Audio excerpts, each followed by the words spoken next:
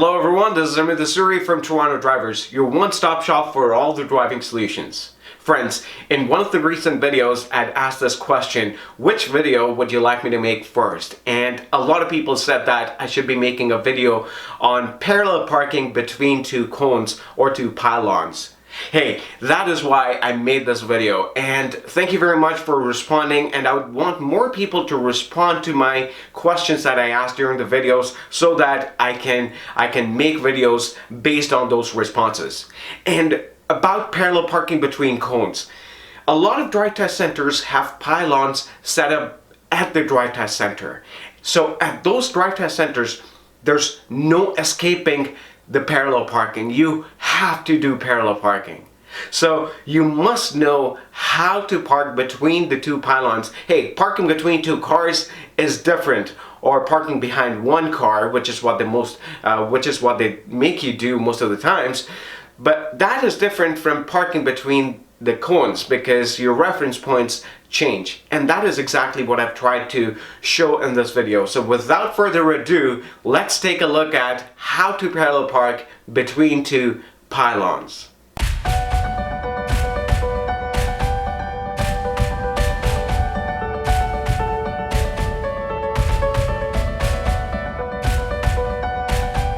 Sorry, I forgot to mention an important thing. So from today, I'm going to start a lot of giveaways on this channel. And the giveaway for this video is a $50 Amazon gift card. It is 50 Canadian dollars. So in order to qualify for the contest, you must be a subscriber to this channel. So if you haven't subscribed to the channel, then make sure you hit the subscribe button right now so that you can be a part of this contest. To win the contest, you just have to answer the question that is asked at the end of this video. The conditions of the contest have been mentioned in the description box below, so if you have any questions, feel free to refer to the description box, and if you have further questions, then feel free to leave a comment and I will try to answer those questions. So thank you very much for watching, and good luck, and I hope you enjoyed the video. So the first thing that you want to do is signal right as you approach the pylons so that the cars and people around you know your intentions. Also, make sure you're about 2 feet away from the pylons, because if you're too far or too close, then you may not get the parking right with this method. The next thing that you want to do is align the first pylon in the small rear window of the car. Now let me tell you something.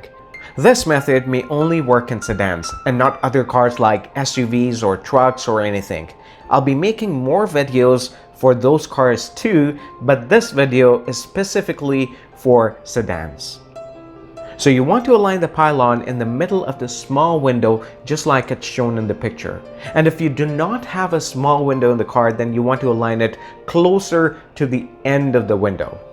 After that, follow this order: signal, gear, and steer. This is a very important order, and you want to use this order throughout the test as many times as possible.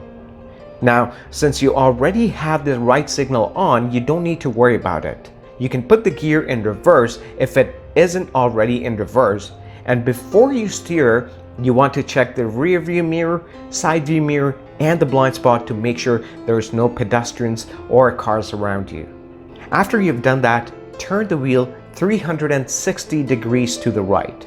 360 degrees means one full turn or one circle. If you turn more than once, then you would not get the parking right, so make sure it is only one turn, nothing less, nothing more. After that, start reversing carefully while checking the mirrors. When reversing, I like to rely on the blind spot mirror to see how far I am from the curb. I love blind spot mirrors. They're so helpful. When you reverse slowly because you need to stop when the first pylon is aligned in the middle of the side view mirror. Now this is a tricky part because what is middle for me may not be the middle for you, because your seating position could be different from me based on your height. So for now, just try the middle and see if that works for you. And if it doesn't, then feel free to tweak it a little bit. So you'll need to do slight adjustments to see what exactly works for you. For example, you could try to align the pylon here or here and see if it works for you, and use the alignment that best suits you. Once the pylon is aligned in the mirror, turn the wheel all the way to the left until it locks. A point to note here is that at this point your signal will cancel automatically, and it's okay. You don't have to worry about putting it on again. When the wheel is turned, take your foot off the brake and start reversing slowly and carefully while still checking your mirrors.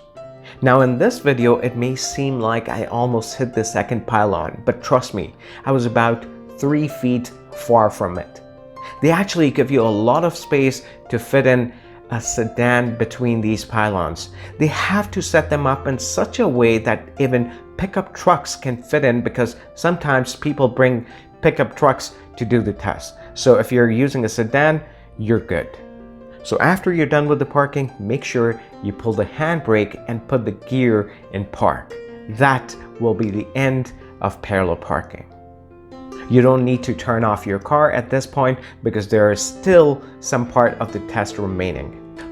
When the examiner tells you to go, make sure you indicate left and check the blind spot and your mirrors. A lot of people fail because they don't do this and they almost hit a car or a pedestrian, and because of this, they fail.